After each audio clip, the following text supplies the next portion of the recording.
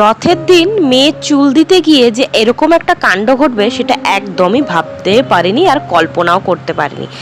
যাই হোক, আমরা এখন বেরিয়ে পড়েছিলাম মেয়ের চুল দিতে যাওয়ার জন্য বাবা একতেশ্বর বাবার মন্দিরের উদ্দেশ্যে। তো আমরা এখন চলেও এসেছি মন্দিরের এখানে। তো তারপরে পুজো টুজো করা হয় আর কি। আর এখানে দিদিদেরকে আমি ইনভাইট করেছিলাম, তাই দিদিরা এসেছিল। তারপরে মেয়ের চুল দেওয়া শুরু হয়ে যায় আর কি। তো আমরা এখানে সবাই মিলে হাসাহাসি করছিলাম, কিন্তু মনটা খুব দুঃখও লাগছিল আর কি করা যাবে আর। তো যাই হোক, মেয়ে এখানে ন্যাড়া হয়েও গেছিলো। কিন্তু একটা কাণ্ড ঘটেছিল, যখন বাড়ি আসবো সেই টাইমে মেয়ে যায় হারিয়ে। তো সেটা কিভাবে হারিয়ে গিয়েছিলো সেটা তোমরা বড় ব্লগে জেনে নেবে একটুখানি ভালো করে।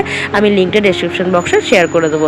তারপর বাড়ি এসে আমি সবার জন্য একটুখানি পনিরের তরকারি রান্না করি। আমি করছিলাম রান্না যাতে মায়ের একটু হেল্প হয়, আর ছেলে এই সাইডে দিদুনি যাতে কাজ বাড়ে সেই কারণে দিদুনি সমস্ত গোছানো বাসনকে ফেলে দিচ্ছিল। যাই হোক, তারপরে খাওয়া দাওয়া শেষে সবাই চলে যায় বাড়ি। তো চলো দেখা করছি এবার নেক্সট পার্টে রথযাত্রা নিয়ে। তো চলো এখনের মতন টাটা, বাই।